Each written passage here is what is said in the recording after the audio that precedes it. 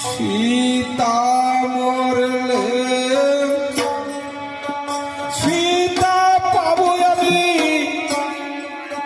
প্রতি ঘরে ভাই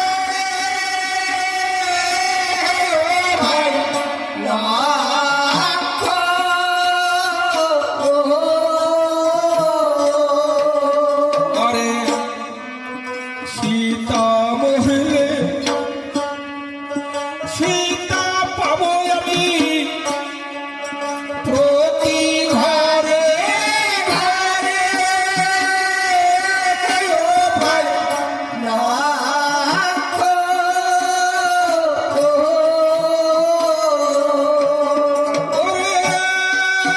তোর মতো গুণে ভাই করলে কি আমি ভাই বলিব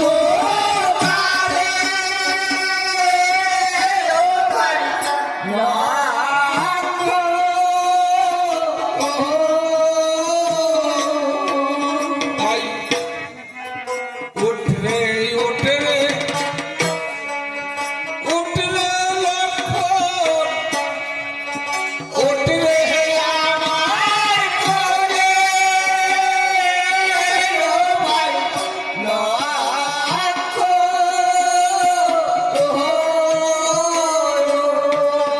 আরে উঠরে উঠরে উঠরে লক্ষণ উঠরে আমার করে ভাই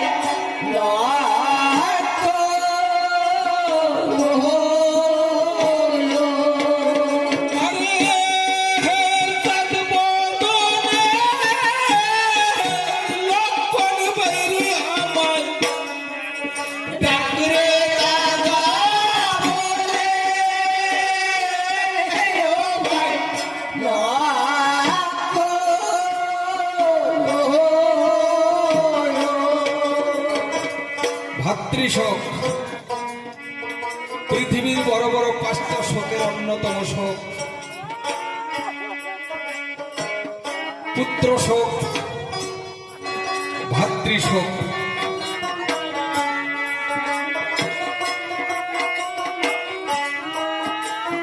এই বাড়িতে পুত্র শোক হয়েছে, এই বাড়িতে ভাতৃশোক হয়েছে। ভাই হারিয়েছে দাদাকে। পিতা শোক,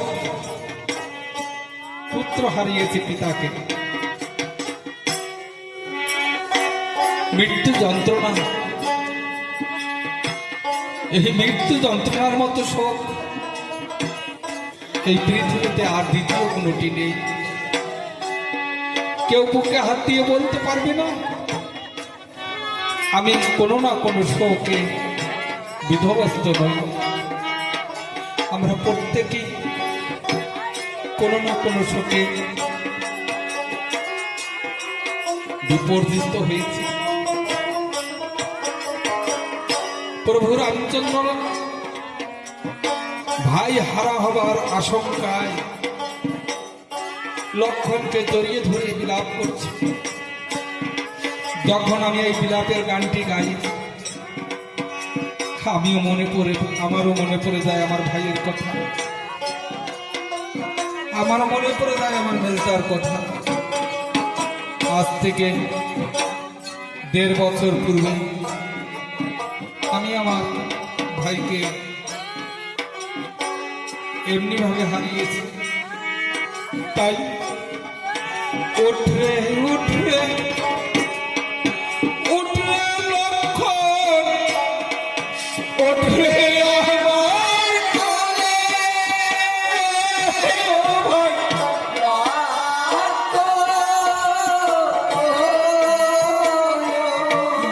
আরে সাধু লক্ষণ ভাই আমায় ডাকলে দাদা বলে ও ভাই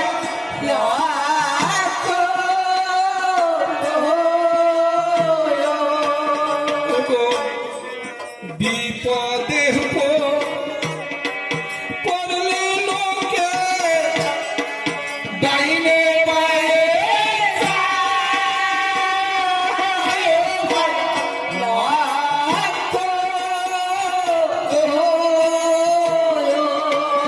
আরে দূরের ভাইকে দেখলে অধীর বলে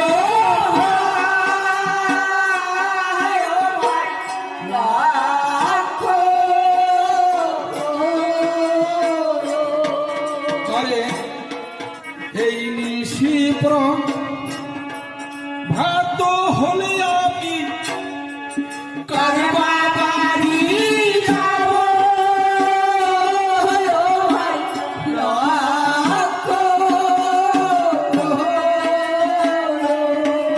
আরে কে দিবে আমায় দাদা বলে না কারে তোলে যাব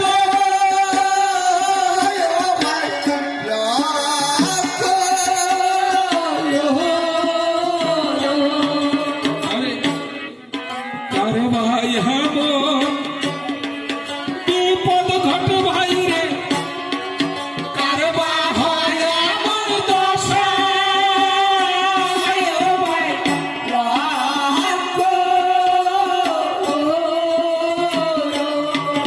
ওগো জন্মের মতো ফুরাইয়া যাবে আমার দেশে থাকার আশা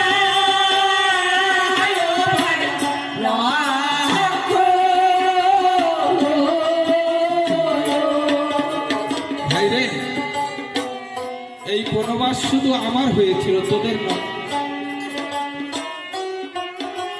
তোরও না সীতারও না তোদের পই পই করে বলেছিলাম তোদের বনে যেতে হবে না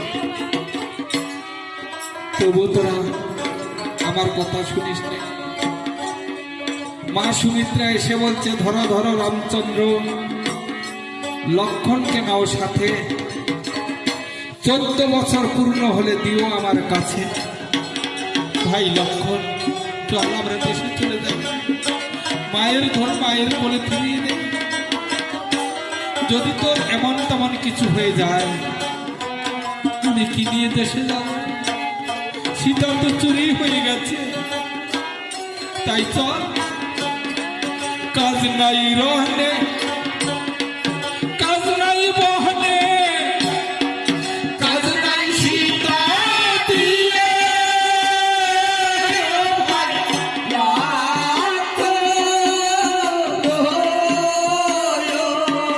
আরে কাজ নাই রহনে কাজ নাই বহনে কাজ নাই সীতা দিয়ে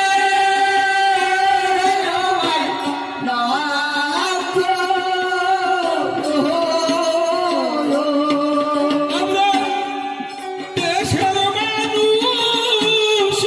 দেশে যাই রে ভাই যাই রে পালাইয়ে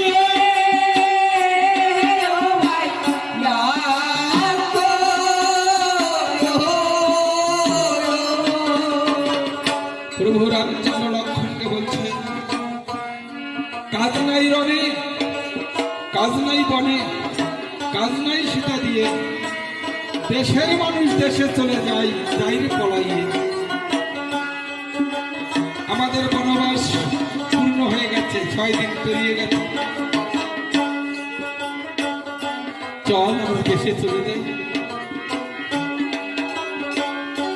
লক্ষণ বলছে দাদা তুমি কেমন কথা বলছো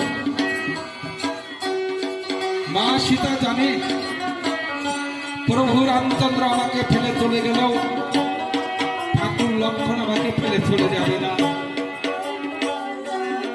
তাই আমার প্রাণ থাকতে মা সীতাকে এই বনের মধ্যে রেখে রাবণের কবলে রেখে আমি দেশে ফিরে যাব না তাতে রাবণের বিরুদ্ধে যুদ্ধ করতে গিয়ে যদি আমার প্রাণ চলে যায় যা দাদা তুমি দেশে চলে যাও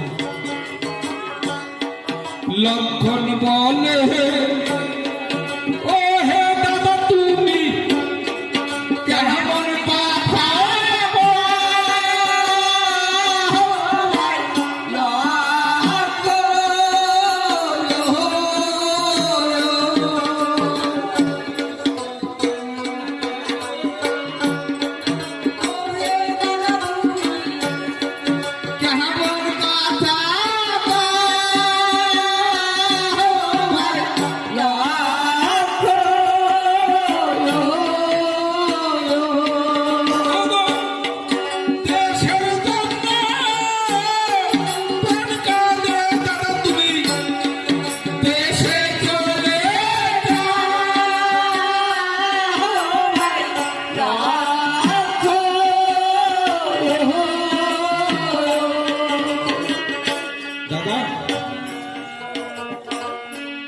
তুমি কেমন কথা বলছো? দেশের জন্য যদি তোমার প্রাণ কাটে তুমি দেশে চলে যাবে। তুমি যখন দেশে যাবে আমার মা সুমিত্রা এসে বলবে আমার লক্ষণ কোথায়, তখন তুমি কি বলবে জানো দাদা? কি বলবো ভাই? দেশে গিয়ে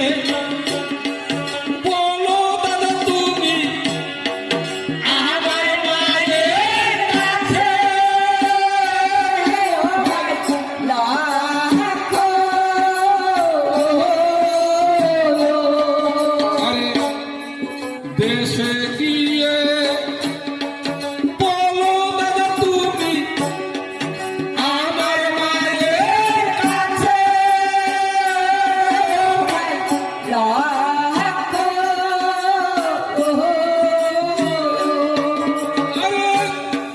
তোর লক্ষণকে খেয়েছে মাগল পঞ্চবটির বাঘে।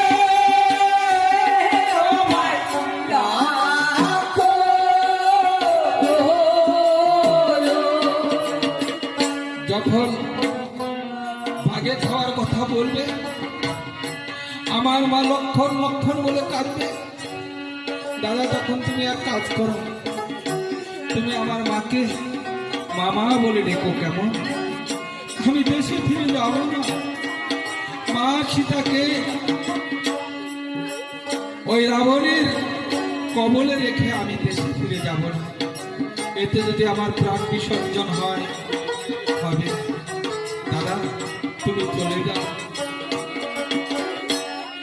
প্রভু রামচন্দ্র দেখলেন ভাই আমার বিপদের সময় আমার পাশে আছে। এই রামায়ণ আমাদের কি শিক্ষা দেয়? ভাতৃত্ববোধ, পিতৃত্ববোধ, মাতৃত্ববোধ,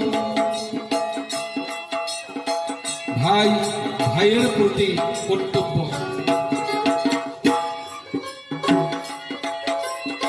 কিন্তু সমাজ এখন অধপতন, অবক্ষয়।